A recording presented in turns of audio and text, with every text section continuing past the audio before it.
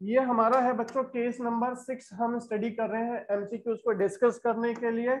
आज की क्लास में सिर्फ एमसीक्यूज डिस्कस किए जाएंगे।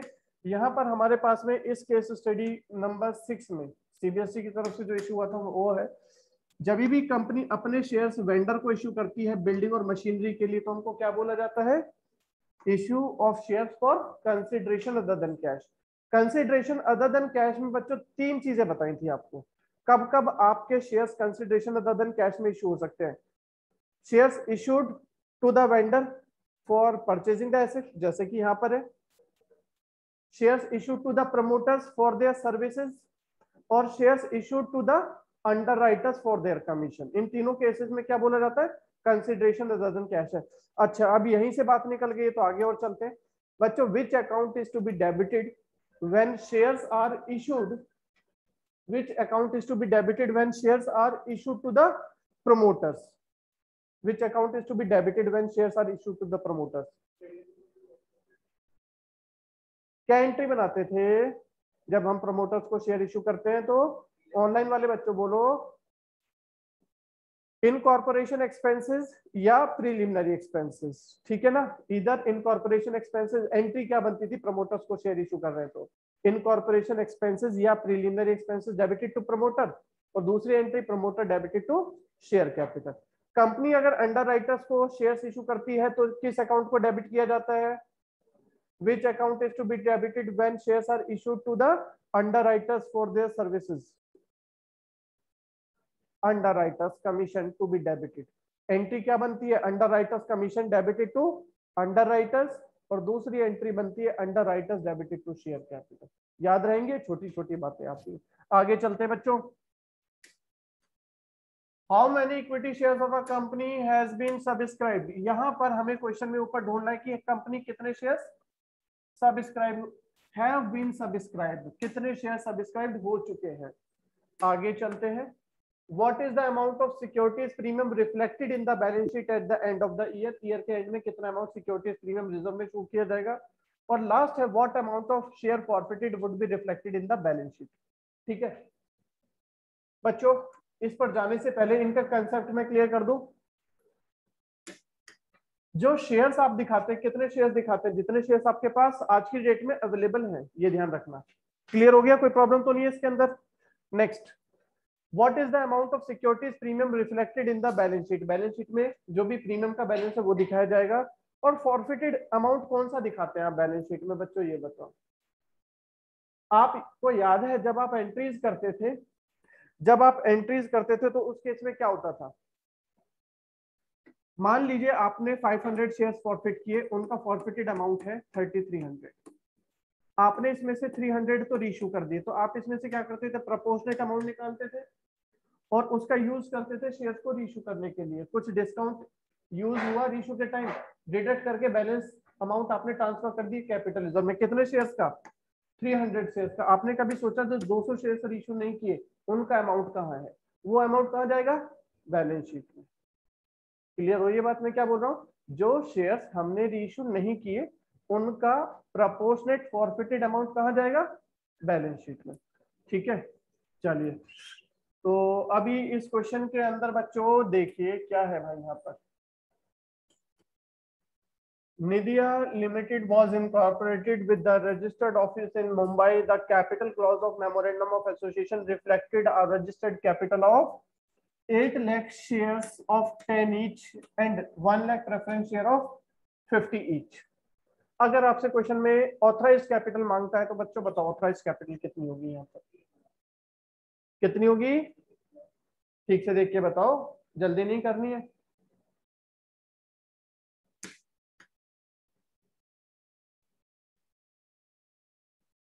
Sir 9 lakh.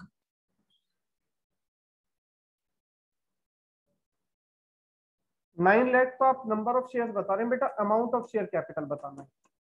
Amount of authorised capital So 80 lakh plus 50 lakh.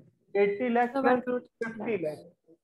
आपने इशू, आपके ऑथराइज्ड कैपिटल है, एक तो इक्विटी शेयर्स हैं और दूसरे बच्चों प्रेफरेंस शेयर्स भी हैं। कितने इक्विटी शेयर्स है आपके पास? 8 लाख ऑफ 10 ईच, 80 लाख और 1 lakh preference share of rupees 50 lakh. तो टोटल कितना हो गया हमारे पास 1,30,00,000 रुपीज हमारा क्या है ऑथराइज्ड कैपिटल। क्लियर हो गया। आगे चले नेक्स्ट।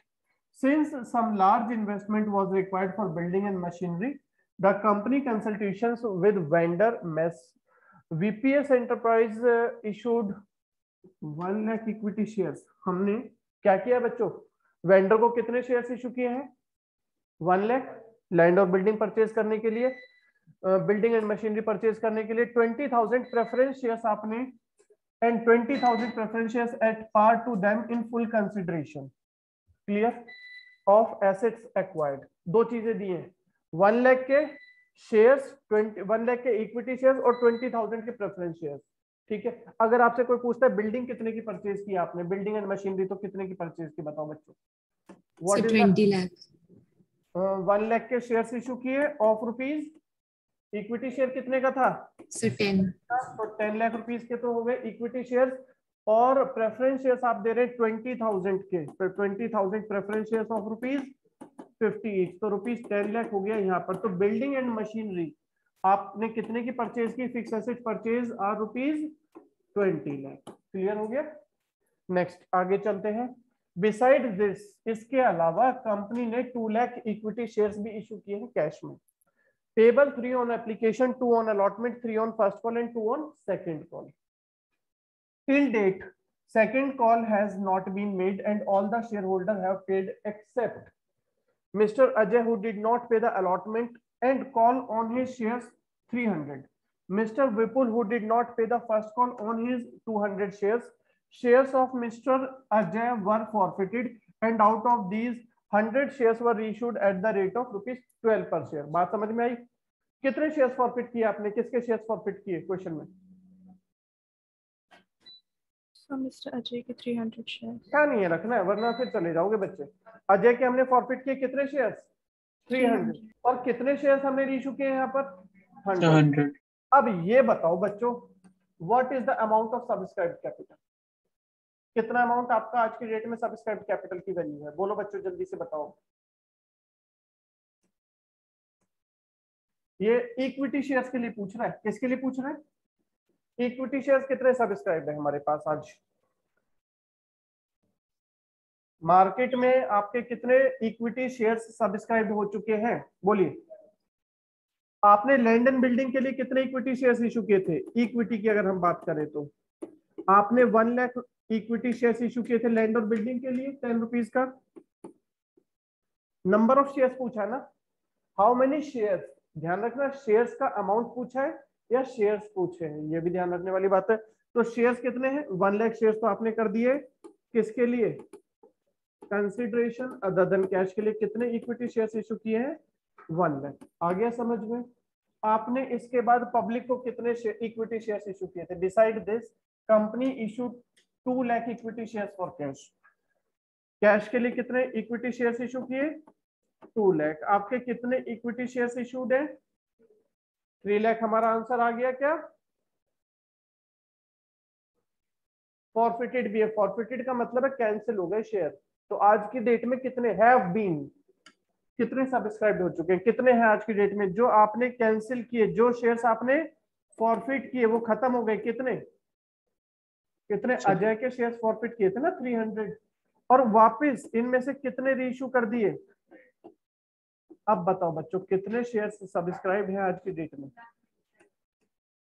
ठीक है हमारा आंसर क्या होगा यहाँ पर 2,99,800 इक्विटी शेयर्स सब्सक्राइब्ड है आज की डेट में। ठीक है कोई प्रॉब्लम तो नहीं बच्चों, समझ में आ गया। जो आपके पास जो आप कंसिडरेशन अदर देन कैश में करते हैं वो भी शेयर सब्सक्राइब्ड होते हैं, कैश के लिए करते हैं वो भी सब्सक्राइब्ड होते हैं। अगर आप फॉरफिट कर लेते हैं मतलब कैंसिल हो गए खत्म हो गए, उन्हें हटा दो। जो आपने वापस रीइश्यू कर दिए मार्केट में वापस आ गए, तो अब कितने शेयर है हमारे पास 2,99,800 विल बी द आंसर। ठीक आगे चलिए बच्चों, what is the amount of premium reflected in the balance sheet. बच्चों प्रीमियम नॉर्मली आपको कितना दिखाई दे रहा है बताओ, प्रीमियम ऊपर तो है नहीं कहीं भी, सिर्फ जब आप शेयर्स रीइश्यू कर रहे हैं तो शेयर था कितने का, इक्विटी शेयर वाज ऑफ ₹10 पर शेयर, आउट ऑफ विच कितने शेयर्स आपने रीइश्यू किए, 100 शेयर्स रीइश्यू किए, और किस प्राइस पर रीइश्यू किए। तो जब आप एक्सेस प्राइस पर रीइश्यू करते हैं तो हम प्रीमियम दिखाते हैं। तो बच्चों यहाँ पर प्रीमियम आप कितना दिखाएंगे, 100 shares are issued at a premium of 2 per share. तो बच्चों आंसर क्या आएगा, बोलो बच्चों, 200. ठीक है, समझ में आ रहे। Next, what is the amount of share forfeiture would be reflected in the balance sheet. फिर से बात होगी, फॉरफिटेड अमाउंट में कौन से शेयर्स दिखाए जाएंगे, टोटल आपने कितने फॉरफिट किए थे, कितने रीइश्यू कर दिए। हम जो फॉरफिटेड अमाउंट दिखाएंगे कितने शेयर्स का दिखाएंगे, 200 का जो हमने रीइश्यू नहीं किए। और कौन सा अमाउंट दिखाएंगे, उनका पेड अप। फॉरफिटेड वैल्यू कौन सी होती है, जब आप एंट्री बनाते थे फॉरफिचर की तो फॉरफिचर में कौन सा अमाउंट लिखते थे, पेड अप वैल्यू लिखते थे। तो बताओ बच्चों, बताओ अभी यहां पर आपने किसके शेयर्स कैंसिल किए थे, मिस्टर अजय के, कितने, 300, 100 उसमें से रीइश्यू कर दिए, कितने शेयर्स रीइश्यू नहीं किए, 200, उनका फॉरफिटेड अमाउंट दिखाएंगे। बच्चों अजय के शेयर्स आप फॉरफिट क्यों कर रहे हो, क्योंकि वो अलॉटमेंट और कॉल का पैसा नहीं दे रहे, तो उन्होंने दिया क्या, एप्लीकेशन मनी इन्होंने दिया। एप्लीकेशन कितने रुपीस की है बच्चों, ₹3 पर शेयर। एप्लीकेशन कितने की है, ₹3 पर शेयर। तो बोलो बच्चों कितना अमाउंट आएगा फॉरफिटेड में, 600. 200 शेयर्स का आप फॉरफिटेड अमाउंट दिखाएंगे ऑफ ₹3 पर शेयर जो पेड अप है। तो फॉरफिटेड अमाउंट होगा ₹600। तो बैलेंस शीट में जो अमाउंट दिखाया जाता है, फॉरफिटेड अमाउंट दिखाया जाता है, याद रखिएगा उन शेयर्स का दिखाया जाता है बैलेंस शीट के अंदर जो शेयर्स रीइश्यू नहीं हुए। जैसे यहाँ पर 200, और कौन सा अमाउंट दिखाया जाता है, उनकी पेड अप वैल्यू। फॉरफिचर में हमेशा पेड अप वैल्यू आती है। चलें आगे, क्लियर हो गया यहाँ तक, ठीक है बच्चों। तो इस केस स्टडीज की जो शीट सीबीएसई ने इशू की थी उसमें मुझे लग रहा है सिर्फ यही क्वेश्चन था शेयर कैपिटल का, तो बाकी और कोई क्वेश्चन शेयर कैपिटल का था नहीं। ये एडमिशन का है। आगे ये भी एनपीओ का है, ठीक है। चलिए बच्चों, अब फिर आपके साथ हम डिस्कस करते हैं आपकी बुक के पीछे से एमसीक्यूज। पेज नंबर कौन सा है बच्चों, एमसीक्यूज का पेज नंबर बताओ जल्दी से मुझे। यहां पर आ गया आपका पेज नंबर 9.107। देखिए अब आगे क्वेश्चन में आपको सभी बच्चों को मालूम है called up, subscribe, authorise capital किसे कहते हैं, इशूड कैपिटल किसे कहते हैं, सब्सक्राइब्ड किसे कहते हैं, सब्सक्राइब्ड एंड फुल्ली पेड क्या होता है, subscribed but not fully paid up क्या होता है, कॉल्ड अप क्या होता है, अनकॉल्ड क्या होता है, कॉल्स इन एरियर क्या होता है, पेड अप क्या होता है, कॉल्स इन एडवांस क्या होता है, सब चीजें मालूम है। चलो देखते हैं। The part of subscribed capital which is not yet called is known as the Uncalled capital. Uncalled capital. जो पैसा हम कॉल कर चुके वो कॉल्ड अप कैपिटल यूज करते हैं कब, जब शेयर फॉरफिट करने जाते हैं तो कॉल्ड अप से डेबिट कर देते हैं। जैसे 10 का शेयर है, 8 रुपए आप कॉल कर चुके तो वो तो क्या हो गया, कॉल्ड अप। जो 2 रुपीज आपने कॉल मंगाई नहीं उसको क्या बोलेंगे, अनकॉल्ड कैपिटल। तो not yet called is known as the uncalled capital. CBSE 2020 में आया हुआ क्वेश्चन है। A company issued to public 50,000 shares of 10 each for subscription. It receive application for 60,000 shares. बच्चों हम कितने शेयर्स इशू कर रहे हैं और एप्लीकेशन कितनी रिसीव हुई, कौन सा केस है, ओवर सब्सक्रिप्शन। अगर कम मिलते तो क्या कहते हैं, मिनिमम सब्सक्रिप्शन क्या होता है, 90%, ठीक है ना। चलिए, company issued to the public 50,000 shares. It receives application for 45,000 shares. This is the case of under subscription. कम मिली है तो क्या हो जाएगा, अंडर सब्सक्राइब हुए हैं शेयर्स, ठीक। कंपनी ने कितने शेयर्स ऑफर किए थे पब्लिक को, 50,000 शेयर्स, लेकिन एप्लीकेशन कितनी आई है, 40,000। मैं बार बार बोल रहा हूँ मिनिमम सब्सक्रिप्शन कितना होता है, 90%। तो it is a case where dash is not received, क्या नहीं मिला, Minimum subscription. Subscription is not received. और मिनिमम सब्सक्रिप्शन बच्चों कितना होता है, 90%। तो अगर ये भी ऐसे भी पूछ सकता था कि what is the amount of minimum subscription, तो कितना बताते आप लोग? 45,000 shares of 10 each, where minimum subscription is not received। आगे चलते हैं बच्चों। Company issued to public 50,000 shares of 10 each for subscription. It received application for 40,000 shares. It cannot issue the shares as it has not received what? 50,000 मंगाए, 40,000 मिले, तो ये कह रहा है कि हम शेयर्स इशू ही नहीं कर सकते। किस कारण से? कि अगर मिनिमम सब्सक्रिप्शन रिसीव नहीं होता तो हम शेयर्स इशू नहीं कर सकते। यानी कि 90% से अगर हमें कम एप्लीकेशंस मिलती हैं तो हम शेयर्स इशू नहीं कर सकते। नेक्स्ट, शेयर है 10 रुपीज का, on which it has been called and received is shown as, कहां दिखाओगे? सब्सक्राइब्ड एंड फुल्ली पेड या नॉट फुल्ली पेड? 8 रुपए मंगाए और 8 रुपए मिल भी गए, तो आप इसे नॉट फुल्ली पेड बोलोगे या fully paid? Not fully paid ही बोलेंगे। सर 8 रुपए मंगाया, उसने दे तो दिए, जितने पैसे हमने मंगाए उतना मिल गया, तो फुल्ली पेड होना चाहिए। फुल्ली पेड तब होता है जब शेयर की फुल वैल्यू आपने मंगाई और फुल वैल्यू मिल गई। यानी कि 10 रुपीज वो कॉल करता और 10 रुपीज पे भी हो जाते, तो हम कहते फुल्ली पेड है। अभी क्या है? अभी है subscribed but not fully paid. ठीक है, दो कंडीशन बताई गई थी, इधर full amount is not called या full amount is called but not received. दोनों ही केस में not fully paid. Next, 10 rupees का share, company decided to call ₹2 at the time of its winding up, then ₹2 is known as the, company के share का वो अमाउंट जो company call collect करेगी eight the time of winding up क्या कहलाता है? वाइंडिंग अप के समय इस्तेमाल करेगी पैसे को, रिजर्व कैपिटल होता है। रिजर्व कैपिटल होता है। क्या होता है बच्चों?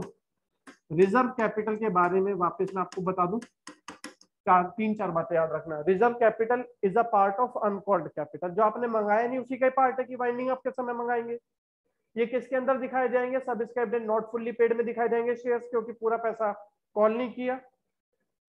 Reserve capital is created by special resolution, special resolution के थ्रू ही हम क्रिएट कर सकते हैं। And the amount of reserve capital is called only in the event of winding up of the company. ये पैसा कंपनी के वाइंडिंग अप के समय पर ही मंगाया जाता है। ठीक है, और ये कैपिटल रिजर्व से कंफ्यूज नहीं होना। कैपिटल रिजर्व अलग है, रिजर्व कैपिटल अलग है। Capital reserve is a part of capital profit. ठीक है, चलिए। Shares are allotted on pro rata basis in case of, कब आप प्रोराटा करते हैं? ओवर सब्सक्रिप्शन, जब ज्यादा एप्लीकेशन मिल जाती है तो हम प्रोराटा करते हैं। Shares are allotted to all the applicants in case of, आप सबको कब पूरे शेयर्स दे देते हो? जो जितने मांग रहे हैं उसको सब फुल दे दिए। कब?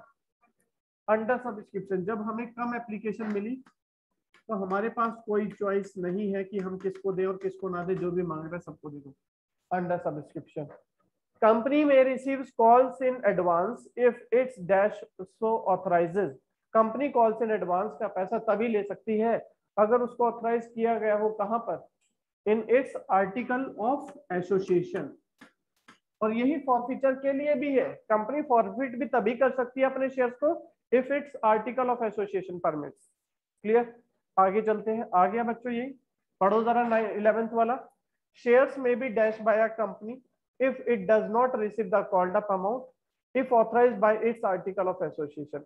आर्टिकल ऑफ एसोसिएशन ने परमिट किया, पूरा पैसा नहीं मिला, तो हम क्या कर सकते हैं? कंपनी के शेयर्स को फॉरफिट कर सकते हैं। तो शेयर्स में भी फॉरफिटेड बाय द कंपनी अगर पैसा नहीं मिला है। Gain on reissue, gain on reissue of forfeited shares is transfer to. बच्चों, री इशू के टाइम पर अगर कुछ गेन हुआ है तो हम उसे कहां भेजते हैं? कैपिटल रिजर्व में भेजते हैं। हाँ जी, फॉरफिटेड शेयर्स का, फॉरफिटेड अमाउंट का क्या यूज होता है? फॉरफिटेड अमाउंट का यूज होता है to cover the loss on reissue of shares. ठीक है, और उसके बाद भी कुछ गेन बच जाए फॉरफिटेड शेयर्स में, तो बचा हुआ अमाउंट कहाँ ट्रांसफर कर रहे थे आप अभी थोड़ी देर पहले? कैपिटल रिजर्व में। तो gain on reissue of forfeited shares is transfer to capital reserve.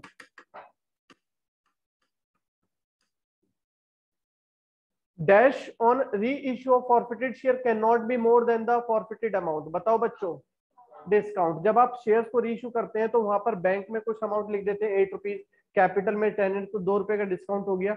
वो डिस्काउंट किससे ज्यादा नहीं हो सकता? जो ऊपर वाली एंट्री में फॉरफिटेड अमाउंट था, फॉरफिट करते समय जो आपका फॉरफिटेड अमाउंट था उससे ज्यादा आप डिस्काउंट नहीं दे सकते। Discount on reissue of forfeited shares can not be more than the amount forfeited. Shares can not be issued at a discount except to employees as. Company अगर अपने एम्प्लॉइज को, वैसे हम डिस्काउंट पर इशू नहीं कर सकते, एम्प्लॉइज को कर सकते हैं, और एम्प्लॉइज को जो आप शेयर्स इशू करते हैं डिस्काउंट पर, उसे क्या बोला जाता है बच्चों? Sweat equity shares.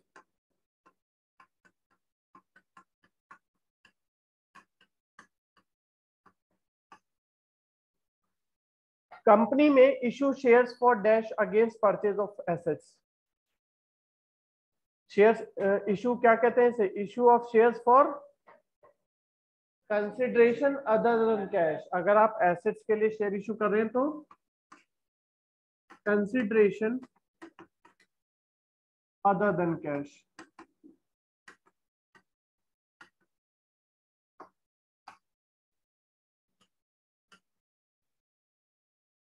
एक इसमें अंदर है, एक next. Shares issue to promoters in lieu of their services. अगर आप अपने प्रमोटर्स को शेयर्स इशू कर रहे हैं तो उसे क्या बोलेंगे? Shares issued for cash, for consideration other than cash.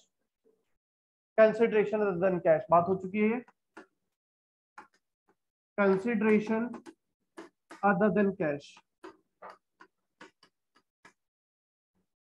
Preference shares may be issued for dash to promoters or for purchase of business or asset। बताइए, प्रमोटर्स को शेयर इशू कर रहे हैं, परचेज ऑफ बिजनेस के लिए कर रहे हैं या परचेज ऑफ एसेट्स के लिए कर रहे हैं, तो बात वही होगी, consideration other than cash. Next, preference share holders के पास प्रेफरेंशियल राइट होता है किस चीज के लिए?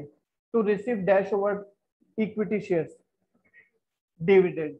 प्रेफरेंस शेयर्स को पहले डिविडेंड मिलेगा, उनके पास राइट है to receive the dividend over the equity shares. Preference secured preference shares means that preference shares are dashed by a charge on the dash of the company।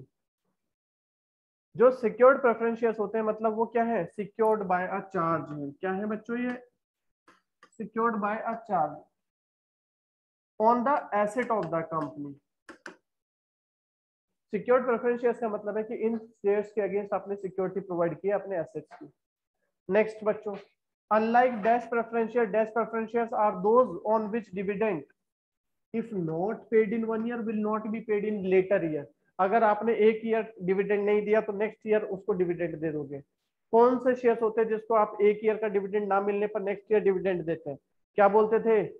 अच्छा type, 2 मिनटों को ये बताओ, प्रेफरेंस शेयर्स याद है? Types of preference shares कितने थे? भूल गए सर, एक ही क्लास में तो पढ़ा था हमने। तो सबसे पहले थे cumulative preference shares, non cumulative preference shares. Cumulative वाले वो जिन पर अगर एक ईयर डिविडेंड नहीं मिला तो नेक्स्ट ईयर प्रीवियस ईयर का भी मिल जाएगा। नॉन क्यूमुलेटिव वो अगर एक ईयर आपने डिविडेंड रिसीव नहीं किया तो नेक्स्ट ईयर प्रीवियस ईयर का भूल जाओ, सिर्फ नेक्स्ट ईयर का ही मिलेगा।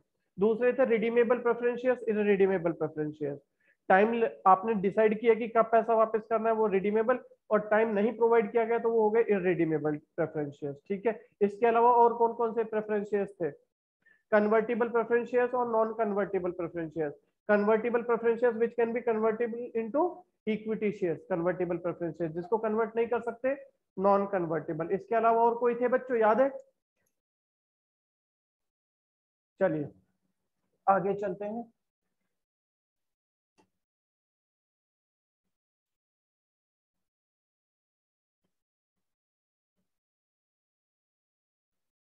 नेक्स्ट क्या लिखना है यहाँ पर? Unlike non cumulative preference shares, cumulative preference shares are those,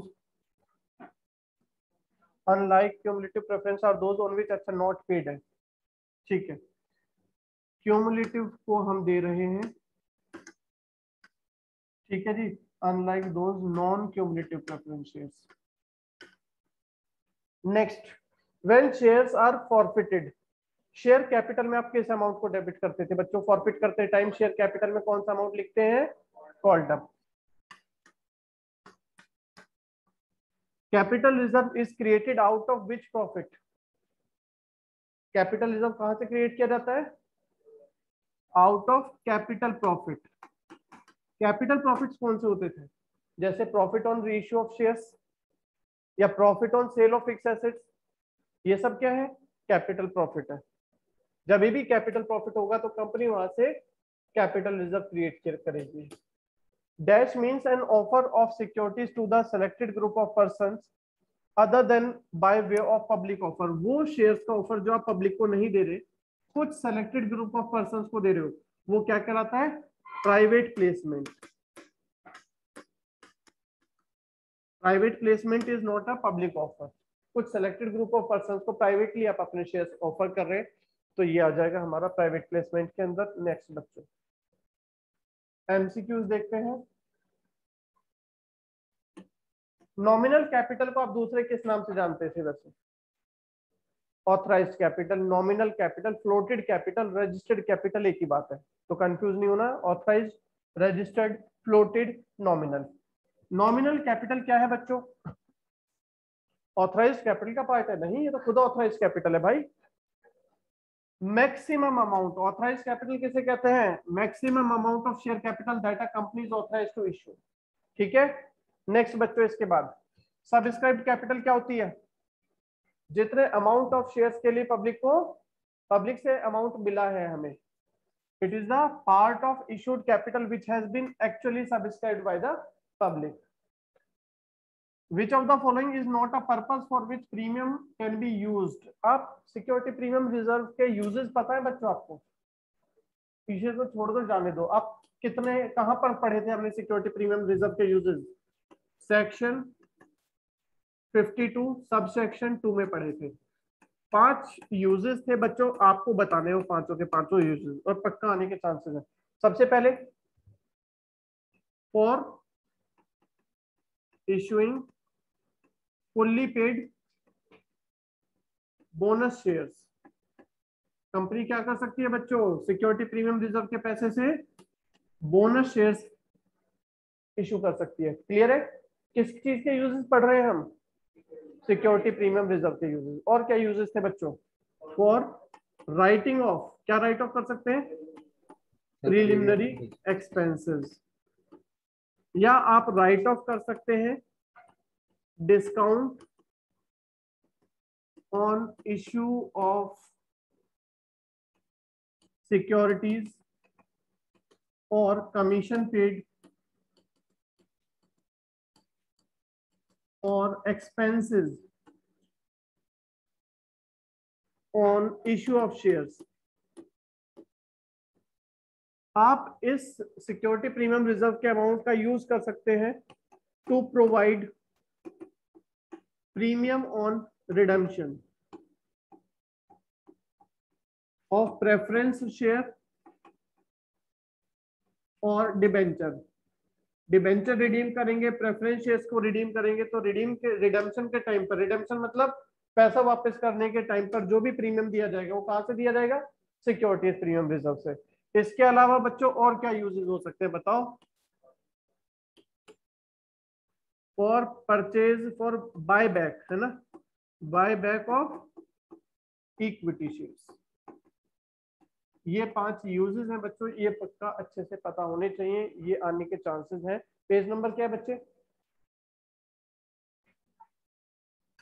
ये आपकी बुक में पेज नंबर 9.24 पर लिखे हुए हैं।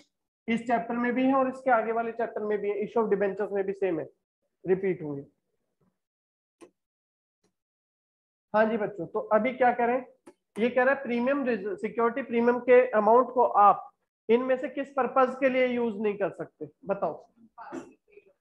फुल्ली पेड बोनस शेयर बता दिया था होते हैं, प्रीलिमिनरी एक्सपेंसेस राइट ऑफ करते हैं, own shares, buyback of own shares करते हैं, लेकिन पार्टली पेड बोनस शेयर्स हम इशू नहीं करते। ठीक है ना, सिक्योरिटी प्रीमियम रिजर्व से। When shares are forfeited share capital is debited with, जब आप शेयर फॉरफिट करते हैं तो बच्चों कैपिटल को किस अमाउंट से डेबिट करते हैं? कॉल्ड अप अमाउंट से डेबिट करते हैं। अब आगे शेयर है 10 रुपीज का, प्रीमियम है 2 रुपीज का, full amount was called in 8 including premium, paid is forfeited. तो शेयर कैपिटल में बच्चों कितना अमाउंट आप लिखोगे ये बताओ? शेयर कैपिटल में कौन सा अमाउंट आता है? कॉल्ड अप आता है। और यहाँ पर कितना अमाउंट है? Full amount has been called लिखा हुआ है साफ साफ। शेयर की फुल वैल्यू जब लेंगे तो 10 काउंट करेंगे या 12 काउंट करेंगे? 10 काउंट करेंगे। तो कितना आएगा शेयर कैपिटल डेबिट? 10 रुपीज। ठीक है। Next, first call amount received in advance from the share holder before it is actually called up by the directors. बताओ बच्चों, फर्स्ट कॉल अमाउंट रिसीव हो गया एडवांस में शेयर होल्डर से, तो before it is called up by the directors क्या करोगे? क्या होता है जब पैसा एडवांस में मिल जाए उसे क्या बोलते हो आप लोग? लायबिलिटी क्रेडिट होगा। एडवांस क्या होता है? डेबिट होता है, क्रेडिट बच्चों ने बता दिया। क्या होता है? लायबिलिटी है, पैसा हम एडवांस में ले रहे हैं तो लायबिलिटी, और लायबिलिटी है तो क्रेडिट हो जाएगा। तो क्या कर देंगे? Credited to calls in advance. जिन बच्चों ने एंट्रीज बनाई है याद होगा, कॉल्स इन एरिया डेबिट होता था और कॉल्स इन एडवांस क्रेडिट होता था। Shares can be issued for cash only, for credit only, for cash or consideration other than cash. For consideration other than cash only. Point C. Cash के लिए भी कर सकते हैं, कंसिडरेशन अदर देन कैश के लिए भी। बच्चों discount on reissue of share अगर आपका कम है फॉरफिटेड अमाउंट से तो एक्स्ट्रा अमाउंट कहाँ भेज देते हो? कैपिटल रिजर्व में भेज देते हैं। ठीक है ना। रीइश्यू के टाइम डिस्काउंट है 2 रुपीज का और अमाउंट फॉरफिट किया था आपने 5 रुपीज, तो 3 रुपीज सरप्लस कहाँ चला जाएगा? कैपिटल रिजर्व में। और रौनक लिमिटेड ने इशू किए 10,000 share, 10 each, and it has called the nominal face value has been received the total amount except the final call of 3 on 500 shares. These 500 shares will be shown as, बच्चों बताओ? Subscribed but not fully paid. Subscribed but not fully paid, क्योंकि बाकी सभी ने पैसा दे दिया, बाकी सभी शेयर्स आपके सब्सक्राइब्ड एंड फुल्ली पेड हैं, ये हो गए पूरा पैसा नहीं दिया तो नॉट फुल्ली पेड। जिसने पूरा पैसा दे दिया वो फुल्ली पेड, जिसने नहीं दिया, इसने 3 रुपीज नहीं पे किए फाइनल कॉल के, तो क्या लिख देंगे? Not fully paid. Next, on an equity share of ₹20, company called up ₹16 but 14 has been received by the company. Equity share capital will be credited by 16 rupees. 16 rupees. जितना amount called up है उतने amount आप credit करते हुए चलते थे, 16 rupees.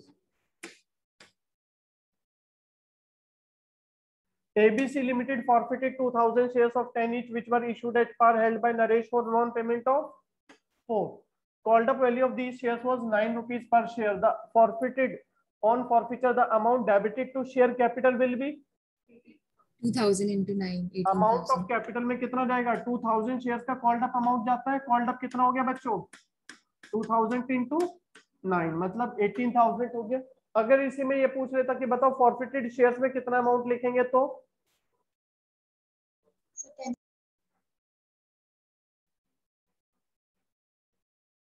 9 rupees का share है, 4 रुपीज उसने नहीं दिए तो कितना दे दिया? 9 रुपीज में से 4 अनपेड है तो 5 पेड अप हो गया। जो पेड अप होती है वो फॉरफिचर में जाता है।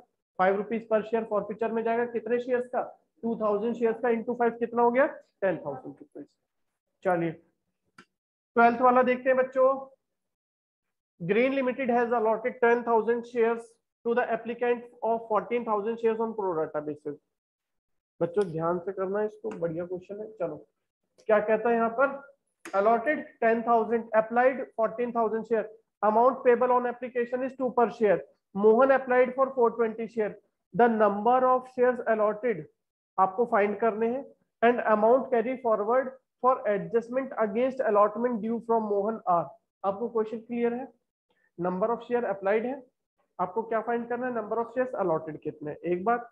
दूसरा अमाउंट ये पूछ रहे हैं कि जो अमाउंट एप्लीकेशन पर एक्सेस होता है वो कहाँ हो जाता है?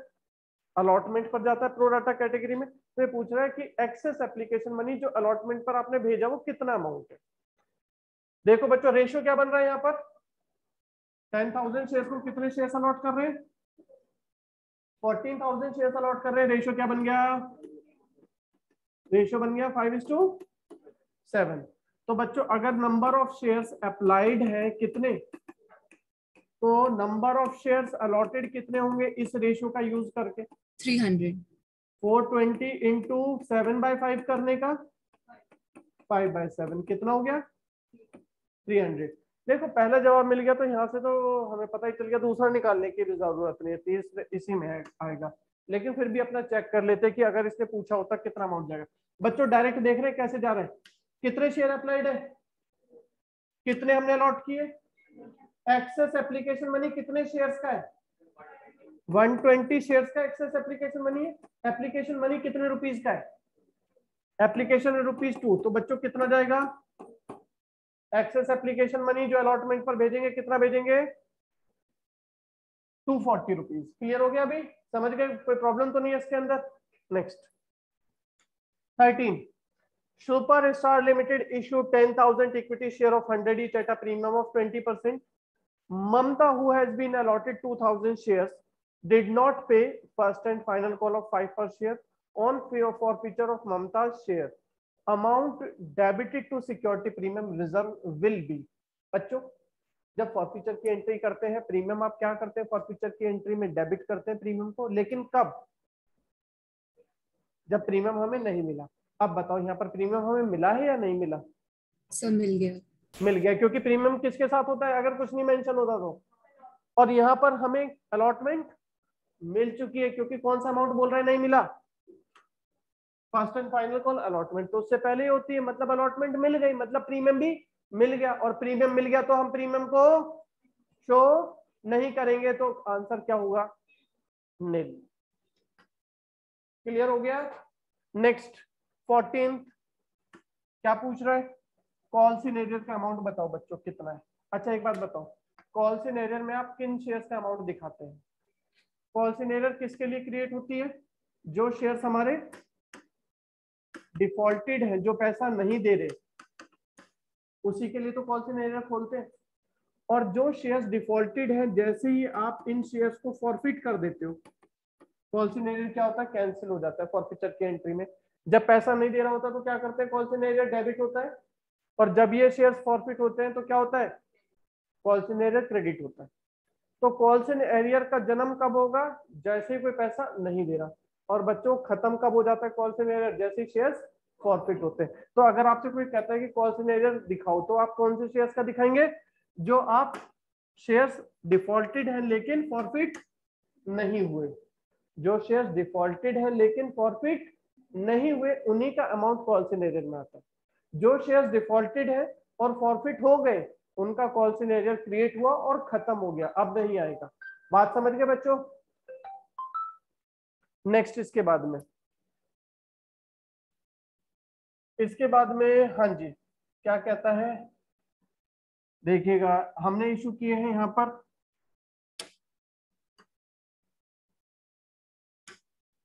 Anthony Limited issued 40,000 equity share of 20 each, payable 5 on application, 7 on allotment, and 8 on final call. Company received the due amount, but one shareholder holding 250 shares did not pay the allotment money, and another shareholder holding 150 shares failed to pay due on final call. Calculate the call scenario. बच्चों बताओ कौन कौन पैसा नहीं दे रहा? Application 5, allotment 7, first call 8 rupees, 8 7 15 5 20। कौन पैसा नहीं दे रहा? 250 शेयर्स। कौन सा पैसा नहीं दे रहे बच्चों?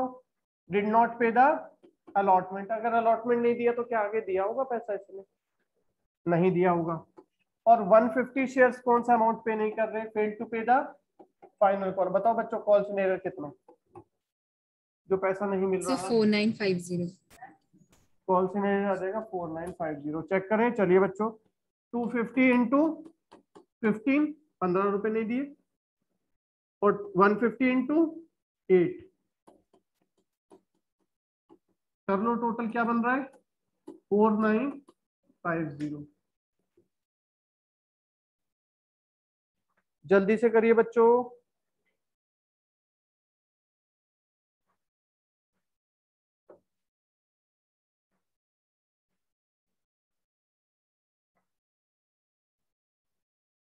हो गया कंप्लीट? चलिए नेक्स्ट है Divya Limited forfeited 7,000 share of 100 each at a premium of 10% for non-payment of first call. Premium मिला या नहीं मिला? मिल गया, ठीक है। प्रीमियम दिखाएंगे नहीं दिखाएंगे? प्रीमियम नहीं दिखाएंगे। ये पूछ रहे हैं मैक्सिमम अमाउंट ऑफ डिस्काउंट कितना होगा, थोड़ी देर पहले किया था। Maximum amount of discount on reissue of shares कितना होता है? The amount already credited to forfeited. और फॉरफिटेड में कौन सा पैसा जाता है? Paid up value. आ गया समझ में? तो बताओ बच्चों कितना पैसा मिला है यहाँ पर? 100 का शेयर है, 40 रुपीज नहीं मिले तो कितना मिला है? 60 रुपीज पर शेयर मिले। और कितने शेयर्स आप रीइश्यू करने वाले हैं? 7,000। तो आंसर क्या जाएगा? 4,20,000। क्लियर?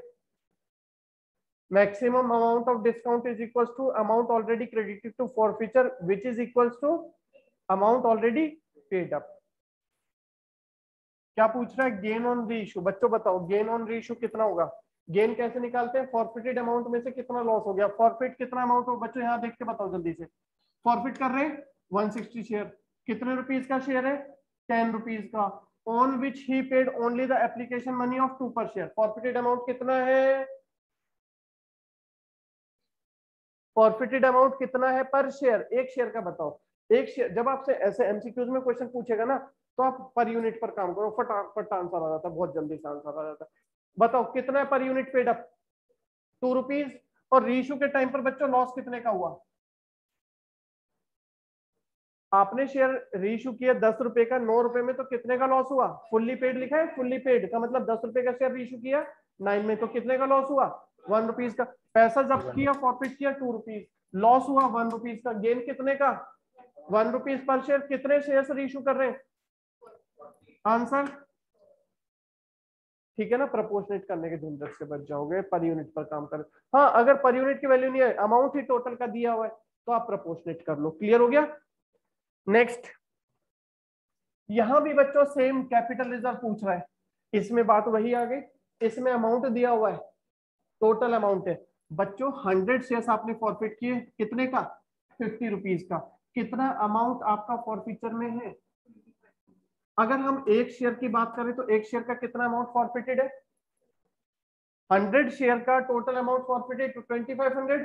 तो एक शेयर का फॉरफिटेड अमाउंट कितना है बच्चों? 25 रुपीज। 25। और रीइश्यू जब आपने किया 50 रुपीज के शेयर को आपने रीइश्यू किया कितने रुपीज में?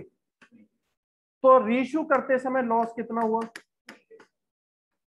25। आपको लॉस हो गया 25 का। समझ गए बात को या नहीं? फॉरफिटेड अमाउंट है पर शेयर 25 का, रीइश्यू करते समय आपको लॉस हुआ 25 का, तो गेन कितना? 0। तो capital reserve account will be no amount. ठीक है। नेक्स्ट, पहले जब हमने प्रैक्टिस नहीं की थी इन क्वेश्चंस की तो ऐसा लगता था कैपिटल रिजर्व निकालने के लिए तो पूरा क्वेश्चन सॉल्व करना ही पड़ेगा। अभी जरूरत लगती है डायरेक्ट आंसर आएगा। माइंड में क्या चलना चाहिए? क्या पैसा जब्त कर चुके हैं, कितना अमाउंट का लॉस हुआ इशू के time, difference, extra surplus of forfeiture, transfer to capital reserve. अब बच्चों यहाँ पर 18th 19th आप लोग करें, आपको टाइम देता हूं मैं 4 मिनट का, जल्दी से करिए। यहाँ पर बच्चों कितना पैसा एक्स्ट्रा मिला? एप्लीकेशन पर आया था 48 शेयर्स का 6 रुपीज 288। आपने अलॉट किए 40 शेयर्स, उनका 6 रुपीज चला गया कैपिटल में। एक्स्ट्रा अमाउंट कितना है आपके पास? 48। प्रोराटा कैटेगरी में एक्स्ट्रा अमाउंट ट्रांसफर हो जाता है अलॉटमेंट पर। आप ड्यू करेंगे अलॉटमेंट पर 40 शेयर से 2 रुपीज, जिसमें 1 रुपए का प्रीमियम है। 40 रुपीज शेयर का चाहिए, 40 रुपीज प्रीमियम का चाहिए अलॉटमेंट पर, जिसमें से 48 आपको ऑलरेडी मिल चुका है। तो 40 जो भी अमाउंट एक्स्ट्रा अलॉटमेंट पर जाता है पहले वो कवर करेगा शेयर को। तो 40 शेयर का मिल गया और 8 रुपीज प्रीमियम का मिल गया। तो कॉल सी एरियर हमारा आ गया 40 - 8 जो नहीं मिला 32। क्वेश्चन कहता क्या है? What will be the amount credited to forfeited share. Forfeited share में कौन सी वैल्यू लिखते हैं बच्चों? पेड अप वैल्यू, जो पैसा मिल चुका। तो कितना लिख दे आपके हिसाब से? कितना पैसा दिया है इस बंदे ने? 288 रुपीज दिए। ये हम डाल दें फॉरफिचर में?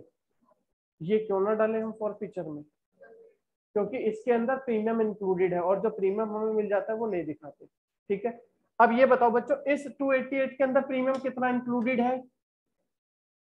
इस 288 के अंदर प्रीमियम कितना इंक्लूडेड है?